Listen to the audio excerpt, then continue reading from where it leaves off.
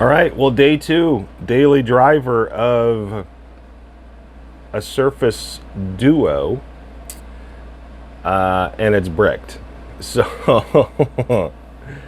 I don't know why. I don't know, didn't do anything unusual with it, besides setting it next to my bed and plugging the charger in, the Microsoft charger that it came with, and going to sleep. My alarm didn't go off this morning that I had set on it, and so I got up and went to go hit this fancy power button, and nothing. So I've tried a few different things. There is a way of getting into a kind of a recovery menu where you push the power down, or the volume down button, and then you hit the power button. And it's supposed to take you into a recovery menu. That does not work. Nothing happens on this phone.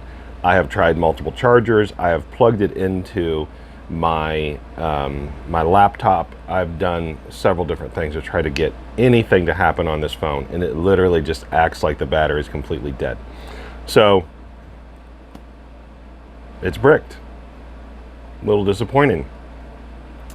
I did use it extensively last night for probably about 5 hours.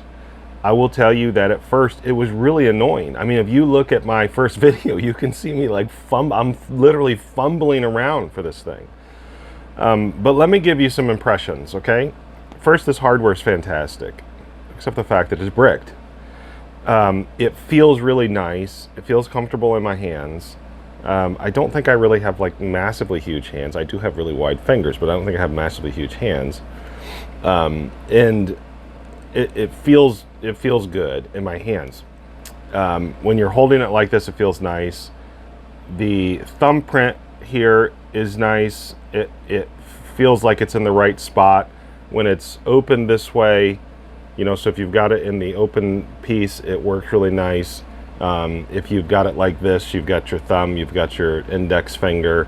When it's fully in the 360, you've got, again, your index finger, your thumb. And you're able to add enough fingers to make that happen. For some phones, iPhones, I believe you can only add, I think it's 3 fingers. I could be wrong, but I think it's only 3 fingers. Or maybe it's another phone that I'm thinking of that you can only add 3 fingers. The camera is really bizarre. I didn't really mess it around a lot with the camera, but the camera is really bizarre. Here's one of the things that I didn't really think of very much before I got this, that I actually really enjoyed, which is this form factor. Having it completely opened with it in your hand like this was actually really neat.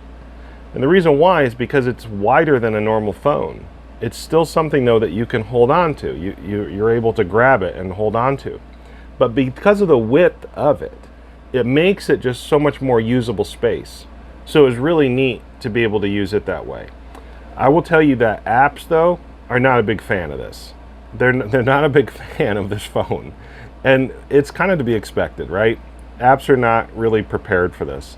One of the things that tended to happen, if you take your hand and you do the motion, you go up and you move to the middle of the screen.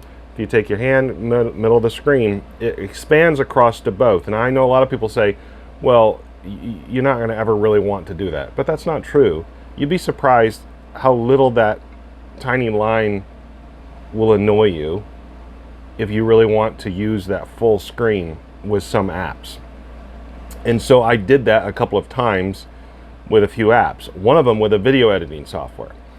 And it actually worked. It was really nice. It did its thing.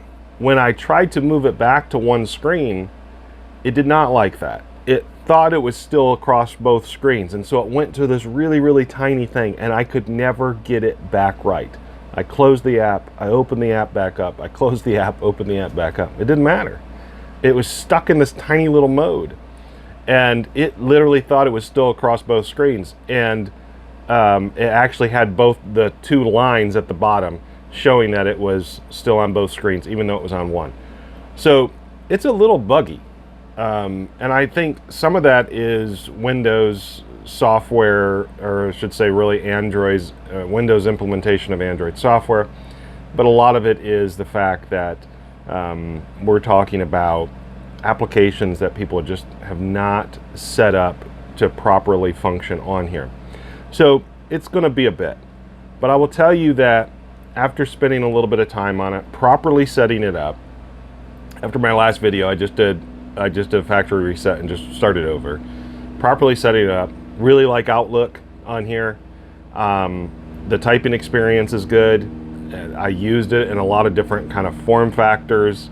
You know, holding it like this. There's all these different ways of holding this device that it's not going to go flying, because that was one of my concerns. This thing is going to go flying.